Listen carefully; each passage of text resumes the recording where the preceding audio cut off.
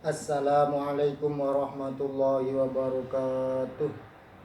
Bismillah, alhamdulillah, wassalatu wassalamu ala rasulillah. La hawla wa la quwata illa billahil aliyil azim. Amma ba'du, faqulu ila hadratin nabil mustafa sayyidina maulana Muhammadin sallallahu alaihi wasallam.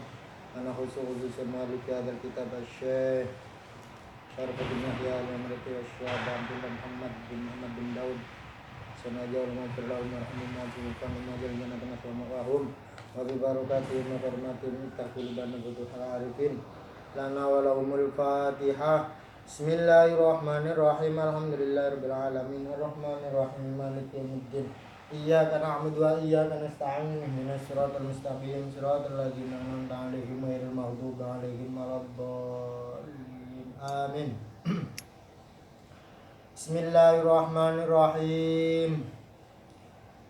Subhanallah, alhamdulillah, wa la ilaha illallah, wallahu akbar. Adada kulli harfin kutiba wa yuktabu abadal abidin wa darud dairin. Qala al-musannif rahimahullahu ta'ala wa nafa'na bihi wa bi'ulumin fid dharain amin. Babu inna wa akhwatiha. Pada pertemuan kali ini kita akan membahas tentang nawasihul ibtida bagian yang kedua, yaitu inna dan teman-temannya. Ya, nanti jumlahnya ada 6. Inna, anna, laita, lakinna, la'alla.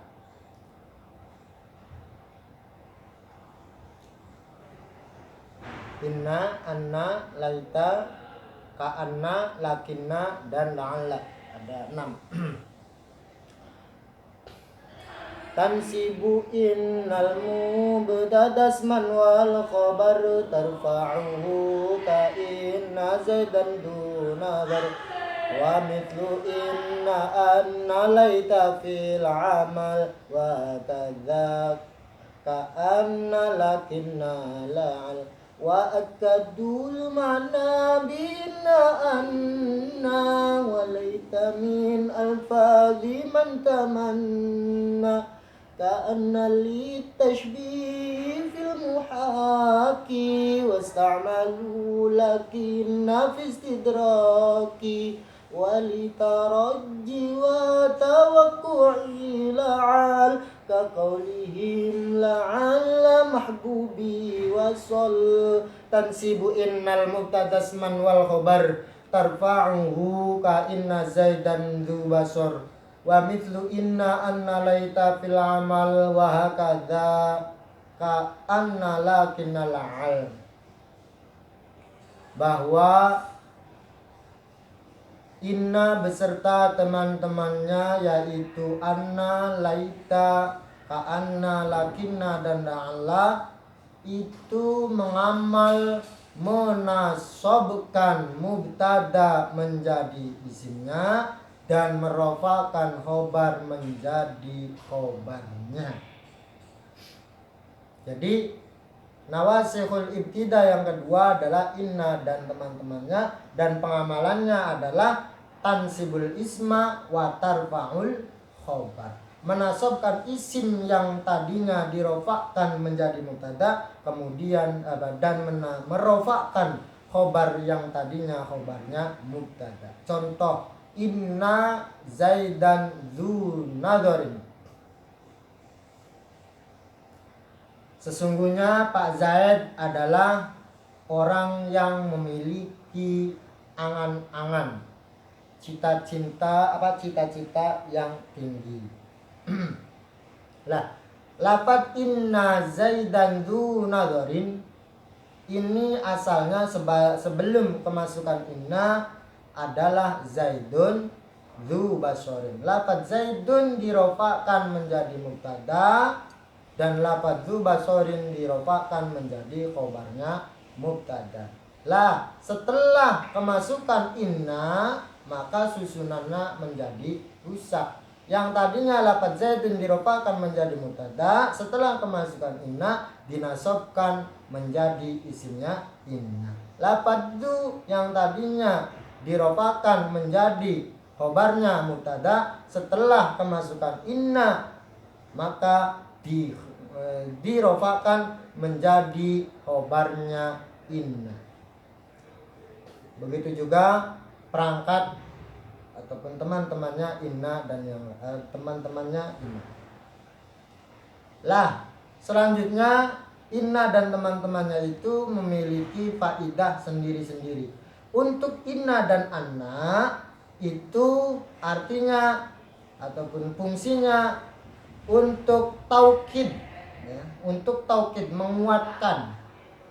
Atau di sini diistilahkan taqwiyatul hukmi indal mukhatabi ijaban kana au salaban. Inna dan anna itu faedahnya adalah taukid, menguatkan. Artinya menguatkan hukum yang ataupun menguatkan hukum kepada si mukhatab. Artinya kalau kita mengucapkan Zaidun Zubasorin saja tanpa ada inna, ini kemungkinannya si mukhatab, orang yang yang kita ajak bicara ini masih biasa-biasa saja. Artinya ketika kita mengucapkan inna Zaidan sesungguhnya, makanya artinya sesungguhnya, ini berarti menguatkan hukum bahwa Zaid itu memiliki cita-cita, memiliki angan-angan sesungguhnya, yaitu taqwiyatul hukmi indal mukhatab. Terus yang ketiga laita. Laita ini faedahnya adalah tamanni. Tamanni siapa? Tamanni adalah tolabu ma toma'a fihi bi angkana mustahilan. Tamanni adalah menginginkan sesuatu, ya, menginginkan sesuatu yang diingini, ya, yang diharapkan, tapi diangka mustahilan, ya, yang mustahil, sulit. Contoh, ala laita syababa ya'udu yauman, ala laita syababa ya'udu yauman. Mbok yo ataupun semoga umur muda ataupun waktu muda kembali lagi. Lah ini kan masa muda kembali lagi atau umur muda kembali lagi, kembali muda, ingin kembali muda. Nah ini kan yang namanya kembali muda itu sulit sekali, bahkan mustahil, ya. Yang orang hidup itu kan dari bayi, anak kecil, remaja, dewasa, dan tua. Kok ada orang tua kepengen muda lagi, itu kan tidak mungkin memakai laita. Jadi laita itu untuk menginginkan sesuatu yang tidak mungkin. Terus selanjutnya adalah tasbih. Lah, tasbih itu digunakan untuk ka'anna. Artinya lafaz ka'anna itu fungsinya ataupun faedahnya adalah tasbih, menyerupakan, ya, menyerupakan. Wa huwa ilhaqu naqsin bikamilin fi syarab awil khissah, ya. Menyamakan sesuatu kepada sesuatu yang lain. Di sini istilahnya menyamakan sesuatu yang kurang kepada yang sempurna dalam hal kemuliaannya atau dalam hal kekurangannya. Nah, contoh, ka'anna Zaidan himaron, ya, ataupun ka'anna Zaidan asadun. Ini lafaz ka'anna Zaidan asadun ini asalnya adalah Zaidun asadun. Zaid itu macan, ya, Zaid itu macan. Nah, setelah kemasukan ka'anna, ini lafaz Zaidun dinasabkan menjadi isimnya ka'anna, asadun dirofakan menjadi obatnya ka'anna. Lah, lafaz ka'anna di sini fungsinya adalah untuk menyerupakan Pak Zaid kepada Asad, macan. Dalam hal apa? Dalam hal beraninya, dalam hal gagahnya, dalam hal pantang menyerahnya. Berarti itu fisyarab, dalam sisi baiknya ataupun sisi mulianya. Selanjutnya lakin nafis tidraki.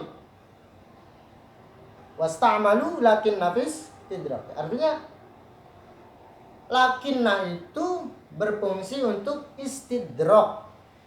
Istidrak itu di sini dijelaskan ta'qibul kalam bi raf'i ma yutawahamu nafyu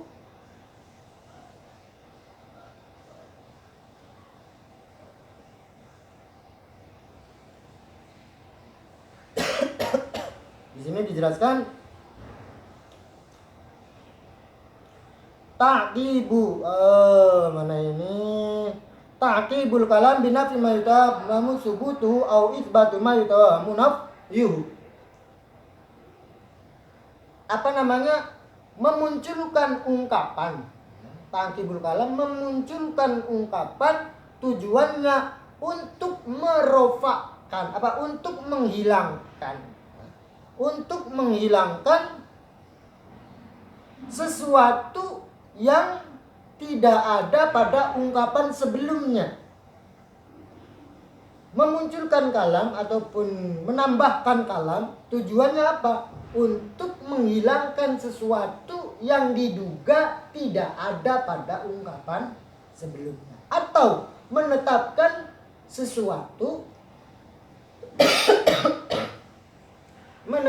sesuatu yang diduga tidak ada pada kalam yang sebelumnya. Saya ulangi. Istidrak itu adalah ta'qibul kalam binaf yima yutawahamu subutuhu au ifbatu ma yutawahamu nafyuhu. Menyusuli kalam ataupun mengiring-iringi kalam dengan mentiadakan sesuatu yang dianggap ada pada lapan ataupun ungkapan sebelumnya. Contoh, Muhammadun syuja'un lakin sadiqahu jabban. Pak Muhammad itu pemberani. Pak Muhammad itu pemberani. Lah, ini anggapan manusia, anggapan orang lain, anggapan orang yang mendengarkan ungkapan Pak Muhammad itu adalah pemberani, anggapannya berarti saudaranya juga pemberani, berarti adiknya juga pemberani, berarti istrinya juga pemberani. Pak Muhammadnya pemberani, masa anaknya raja kok kecil kan? Lah, ternyata ditepis lakin sodiqohu jabban, tetapi saudaranya Pak Muhammad itu kecil. Berarti ini adalah lakinna untuk mengikuti kalam sebelumnya. Tujuannya apa? Untuk menafikan sesuatu yang dianggap ada, dalam hal ini berani. Ya. Begitu kan? Nah, jadi pada lafaz Muhammadun suja'un, ya, ini orang lain menganggap bahwa teman-temannya juga berani. Nah, tapi ditepis dengan menggunakan lakinna. Itu lakinna itu adalah intinya perangkat untuk menepis kalam dugaan yang ada pada kalam yang sebelumnya. Tuh. Itu lakinna. Selanjutnya adalah la'alla. Selanjutnya adalah la'alla. La'alla itu faedahnya adalah tarajji dan tawakku atau tarajji atau tawakku. Kalau tarajji tolabul amril mahbub al mustaqrabil husul. Kalau tawakku tolabul isfaq minal makruh, ya. Artinya tarajji itu menginginkan sesuatu yang dicintai yang mudah untuk terkabul. Contoh seperti la'alla kaqaulihim la'alla mahbubi wasal walid tarajji wa tawakkul la'al kaqaulihim la'alla mahbubi wasal. Semoga kekasihku datang kepadaku, ya. Kekasihku, ya. Kekasihku. Berarti orang kepengen didatangi oleh kekasihnya. Yang namanya kekasih kan, yang mudah sekali. Ya, ini itu makanya taraji istilahnya. Kalau tawakku tolabul isfaq minal makruh ayil khawfi minhu. Contoh, la'alla zaidun halikun, la'alla zaidan halikun.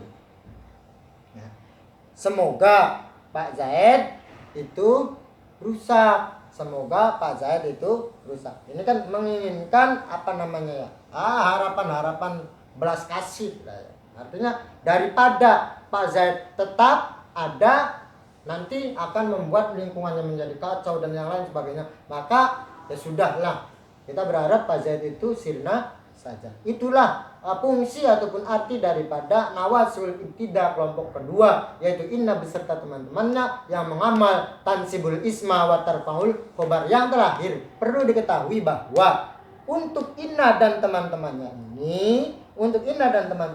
ini la yataqaddamu khobaru hadhil ahrufi 'alaiha wa la yatawassatu bainaha wa baina ismiha illa idza kana dzarfan aw jaran aw majruron. Intinya